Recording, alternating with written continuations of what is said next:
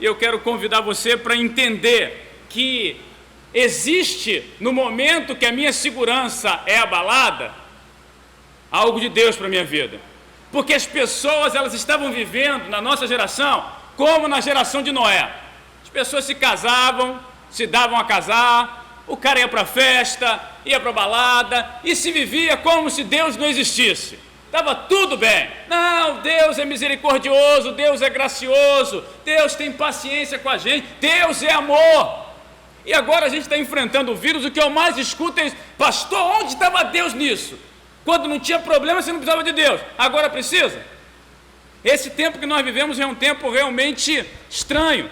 É engraçado esse momento porque a gente foi atravessado por algo que nós não imaginávamos que aconteceria. Eu estava vendo uma matéria com um grupo de adolescentes que comprou entrada para o Lollapalooza. Eu não sabia nem que isso existia, mas existe, é um festival de música. Comprou as entradas e eles já estavam montando a caravana para acampar na porta para arrumar o melhor lugar. Para surpresa deles, descobriram que foi cancelado. E agora? Porque quando nossos planos são cancelados, dá uma confusão terrível. Os planos de Deus podem ser cancelados à vontade, o nosso não. A vontade de Deus pode esperar, a nossa não pode. Como é que a gente vive esses dias dessa maneira, gente? Sabe, parou o mundo, parou. Não tem Fórmula 1, não tem viagem de avião, a televisão está uma maravilha, não passa mais avião nenhum por cima da casa, não tem interferência mais, acabou a interferência. Resolvemos o problema, ninguém viaja, ninguém vai para lugar nenhum, não tem turismo, não tem nada. Só que algo extraordinário está acontecendo, meu irmão. Quando a gente para, Deus mostra, Deus revela coisas tremendas a gente. O senhor pode, por gentileza, apagar aquelas luzes ali? Por favor, meu caro colaborador. Muito bem, não era isso. Ali está. Do lado esquerdo, a China antes do coronavírus. Você sabe o que é aquele amarelo ali? Poluição. Do lado direito, a China depois do coronavírus. Sabe o que é aquilo ali? Céu aberto. Os astrônomos, eles disseram que nos últimos 50 anos, o céu nunca esteve tão visível quanto está agora. E o que isso quer dizer, meu irmão? Quer dizer que quanto maior a dificuldade que nós enfrentamos, mais aberto está o céu.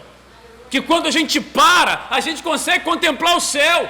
Quando a gente segue o que fala o Salmo 46, no verso 10, aquietai-vos e sabei que eu sou Deus, serei exaltado sobre as nações. Quando você se aquieta, você vê o céu aberto. Mas nós queremos a agitação, a poluição do pecado, e não a visão do céu aberto. Todas as vezes que a nossa segurança é abalada, Deus revela coisas preciosas a nós. E eu quero partilhar a palavra contigo em Marcos capítulo 4. Pode abrir sua Bíblia, por favor, aí? Você pode ligar a luz, por gentileza? Muito obrigado, você fez um bom trabalho. Agora ali o texto, se você puder tirar a China, muito obrigado.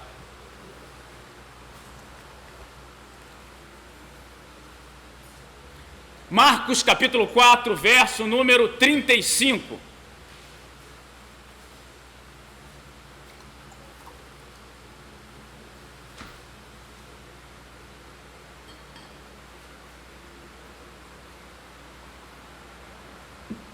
Diz assim a palavra de Deus: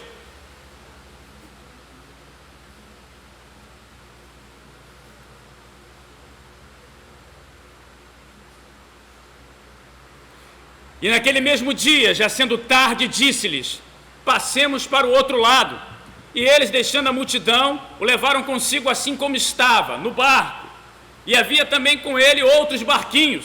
E levantou-se grande temporal de vento, e subiam as ondas por cima do barco, de maneira que já se enchia. E ele estava na popa, dormindo sobre uma almofada. E despertaram-no, dizendo: mestre, não se te dá que pereçamos? E ele, despertando, repreendeu o vento e disse ao mar: cala-te, aquieta-te.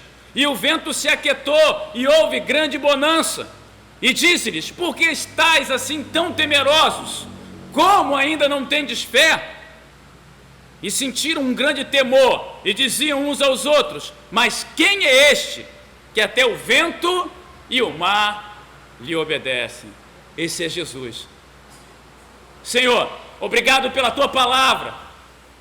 Tu és o nosso Senhor, e quando as coisas saem do nosso controle, nós sabemos, ó Deus, que o Senhor está conosco e não há o que temer, porque a tua palavra se cumprirá. Muito obrigado por essa noite. Fala ao teu povo, Deus, em nome de Jesus. Amém. Pois bem, meus irmãos, eu olho para esse texto aqui e eu vejo que quando a minha segurança humana se vai, eu percebo, em primeiro lugar, a minha fragilidade. Verso 37, ele fala assim: levantou-se um grande temporal de vento e subiam as ondas por cima do barco, de maneira que já se enchia. A expertise desse povo era pescar. A turma que estava com Jesus conhecia o lago, sabia lidar com água, era gente do ramo, não tinha nada de novo para eles. Mas, quando as coisas saem do nosso controle, a gente percebe então a nossa fraqueza. Toda aquela sabedoria humana, toda aquela competência, toda aquela maneira de lidar com o mar, agora não adiantava nada, porque eles viviam algo sobrenatural. Os dias que nós vivemos são dias sobrenaturais. E a sabedoria humana, ela bate no teto, ela tem um limite. Mas não há limite para o Senhor. Aqueles homens viram a fraqueza deles, a fragilidade deles, viram como não podiam por si mesmos. Com todo o know-how, com toda a experiência, agora eles se veem assustados porque as ondas passam por cima do barco. Quando entraram no lago, o lago era uma piscina, e agora está em fúria, o lago está afundando o barco. A vida da gente, meu irmão, ela vai sofrer reveses. Em alguns momentos as coisas vão parecer que não tem jeito.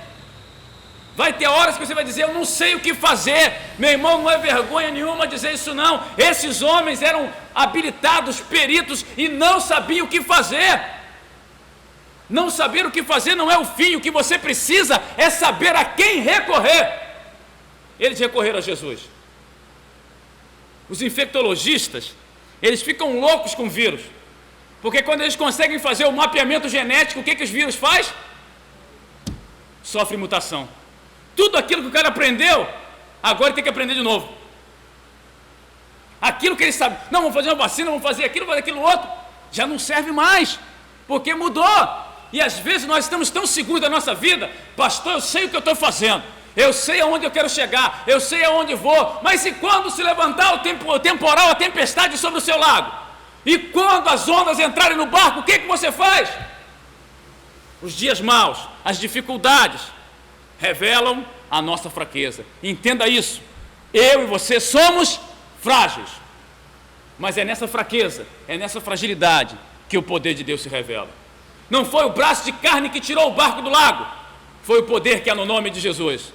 E não é o braço de carne que vai nos tirar da situação que nós estamos vivendo, é o poder que há no nome de Jesus. É Deus que vai agir, que vai operar, que vai manifestar mais uma vez a sua bondade, para que esse mundo creia. Os dias difíceis mostram a nossa fragilidade. Segundo, esses dias difíceis, eles também têm o poder da gente perceber a nossa impermanência, perceber que nós somos passageiros que estamos passando. Olha o verso número 38 aí, ó. Acompanha o 38. E ele estava na popa dormindo sobre uma almofada, e despertaram-no dizendo: mestre, não se te dá que pereçamos? O pessoal entra no barco, animado, feliz da vida, todo mundo satisfeito. Ó, vamos passar para o outro lado, que maravilha, vamos chegar do outro lado, vamos fazer. Haviam muitos planos, mas o dia mau chegou, a tempestade lhes apanhou, e ali eles estavam vendo qual é o final de todos os homens. Mestre, nós estamos perecendo, nós vamos morrer, se o Senhor não fizer nada, a gente vai morrer. E perceber, meus irmãos, como nós somos limitados, frágeis, e que nós somos passageiros, nós somos impermanentes, nós não vamos ficar nessa terra para semente, é o que faz diferença na vida da gente. Esses homens perceberam: oh, Jesus, nós estamos perecendo, Todos nós que estamos aqui, você que está em casa, nós estamos passando, a vida está passando, quer vivamos ou não. E às vezes a gente acorda com muitos planos, a gente coloca o barco na água com muitos objetivos, mas a tempestade nos apanha e é nesse momento que a gente vê que a vida é como um sopro.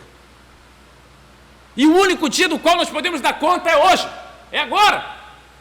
Esse é o tempo de confiar no Senhor, porque os nossos planos são frágeis, como frágeis nós somos.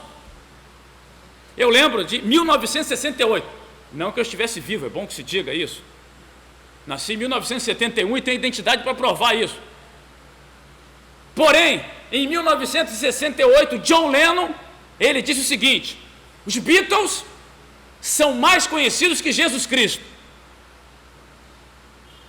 Adivinha que ano ele morreu?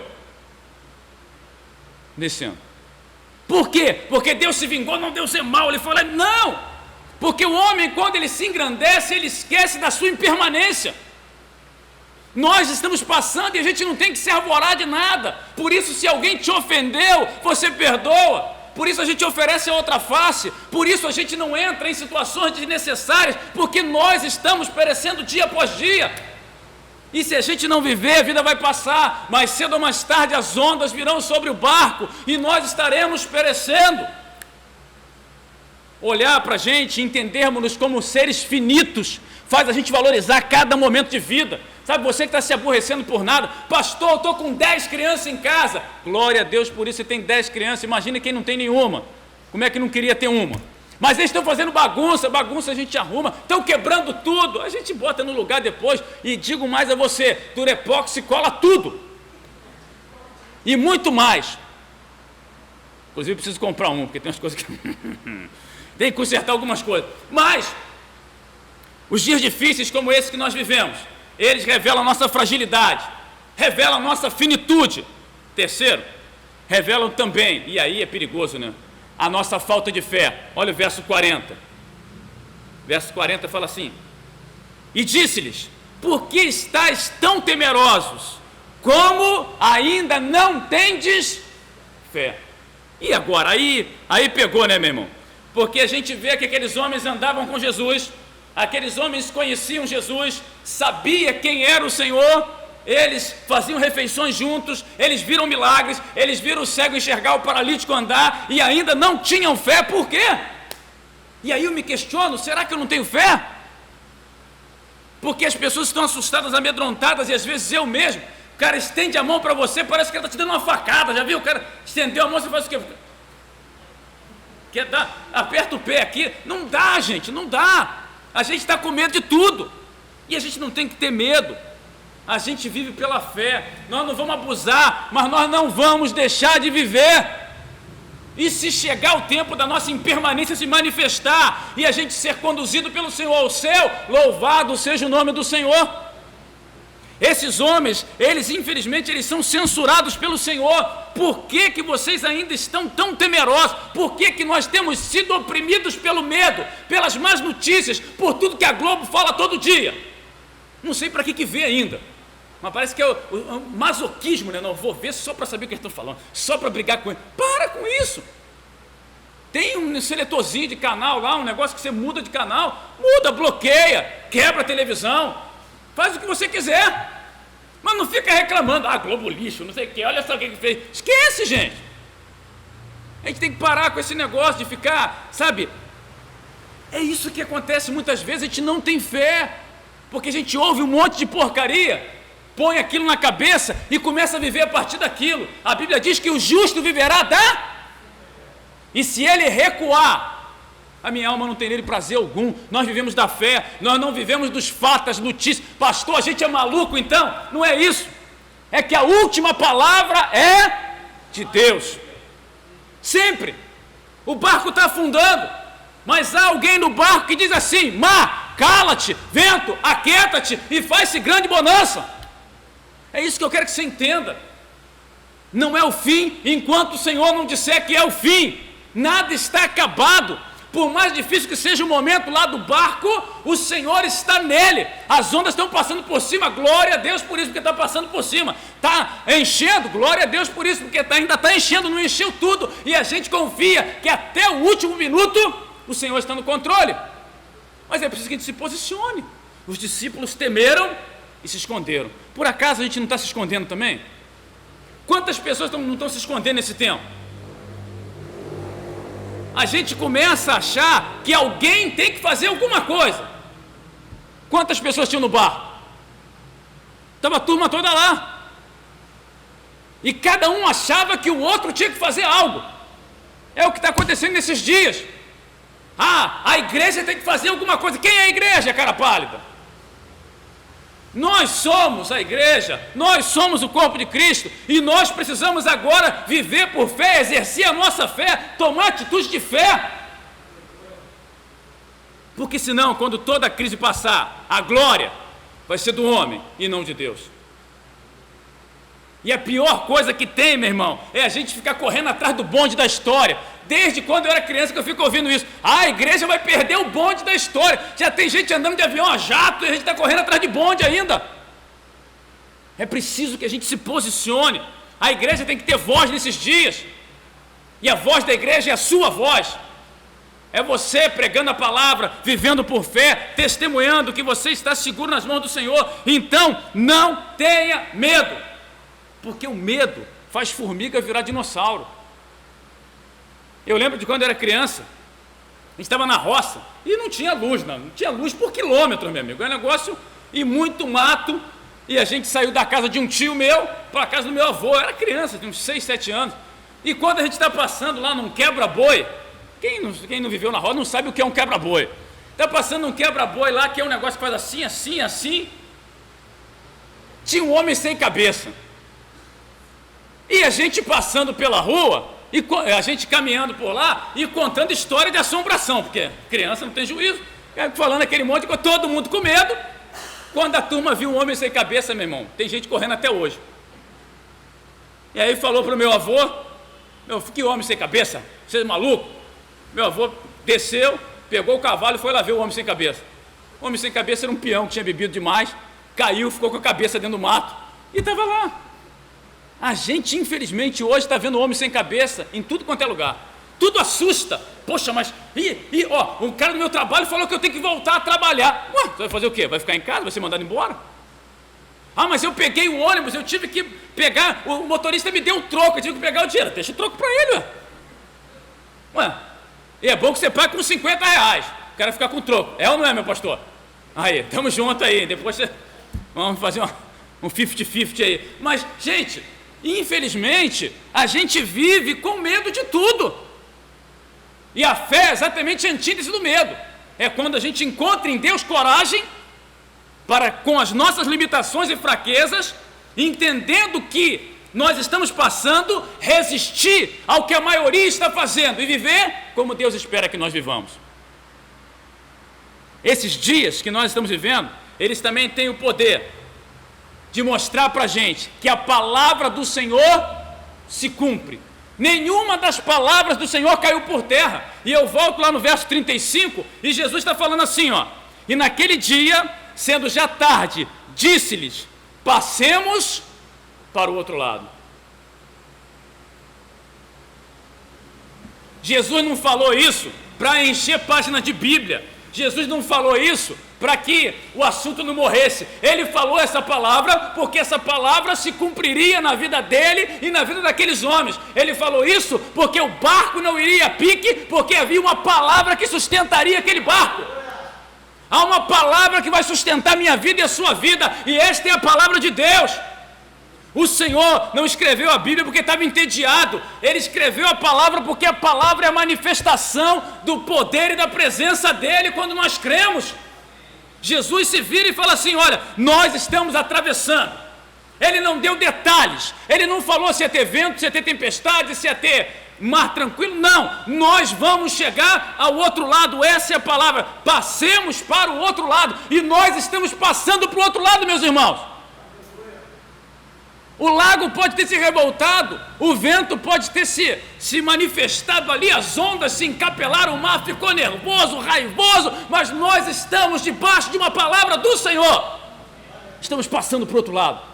E eu quero que você tenha coragem de passar para o outro lado, de enfrentar, de vencer, porque isso vai passar. E nós viveremos a bondade e a grandeza de Deus. Nós podemos crer quando um mestre de obras pega a planta de uma casa, para ele aquela casa já está pronta, porque ele sabe que ele vai fazer aquilo ali segundo aquela planta, segundo o que está escrito ali. E quando nós recebemos a palavra de Deus, ela já se cumpriu, ela pode não ter se materializado nessa terra ainda, mas já foi gerada no céu. A palavra dele não cai por terra. Esse é o entendimento que eu queria que nós tivéssemos. Esses dias também são dias de reconhecermos ao Senhor. Olha como é que termina o texto, verso 41.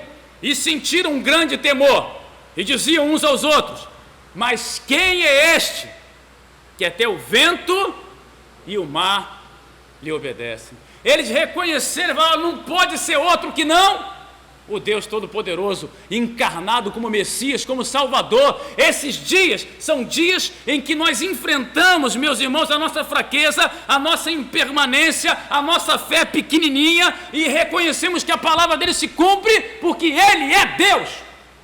Está percebendo como é que as coisas se encaixam no texto?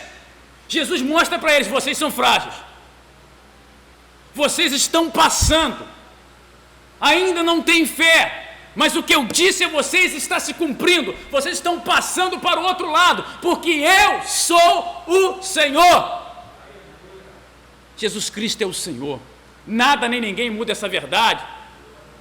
Nós precisamos olhar como esses homens olharam, admirados pelo poder que há nele, porque ele se levanta naquele barco, e no meio de toda a tragédia, toda a catástrofe, de tudo aquilo que já anunciavam que aconteceriam, ele muda o quadro.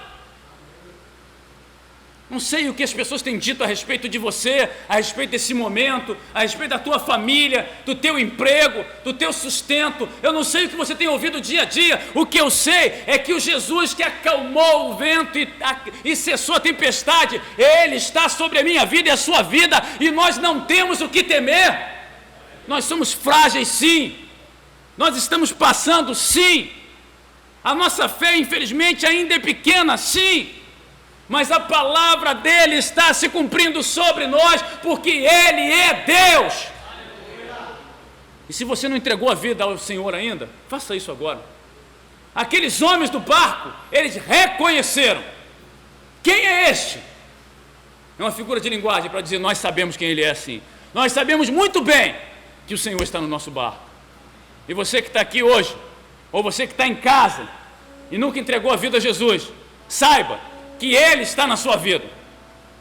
Ele está sobre você. Você que tem enfrentado esses dias com medo, com temor, com ansiedade, ele está sobre a sua vida. A tempestade vai cessar, a palavra dele vai se cumprir, e você poderá testemunhar que ele é Deus. Abra o coração para Jesus. Você está aqui e não entregou a vida a Jesus ainda, pode levantar sua mão onde você estiver. Pastor, eu quero entregar minha vida a Jesus. Eu quero abrir o meu coração para ele, ouvir a palavra e eu creio. Frágil, impermanente, com pouca fé, mas eu sei que a palavra está se cumprindo e o Senhor é Deus, e eu o confesso como meu único e suficiente Salvador. Alguém? Você que está em casa, você pode fazer agora essa confissão de fé. Você pode abrir o coração para o Senhor, pode se render a Ele. Saiba que o mesmo Jesus que estava no barco daqueles homens está no barco da sua vida. Abra o coração para Ele, renda-se a Ele. Quero orar com você, feche seus olhos. Meu Senhor, muito obrigado, Deus. Ao Senhor toda honra, toda glória, todo louvor. A palavra é tua, a unção é tua, o poder é teu. Deus, os barcos das nossas vidas foi solapado por esse momento adverso, mas a tua palavra está se cumprindo sobre nós. Nós não temeremos, Deus, apesar da nossa fraqueza, da nossa fé pequena. A tua palavra está se cumprindo, Senhor. Louvado seja o teu nome, porque o Senhor é Deus e não há outro. Recebe, Deus, a nossa gratidão, em nome de Jesus. Amém.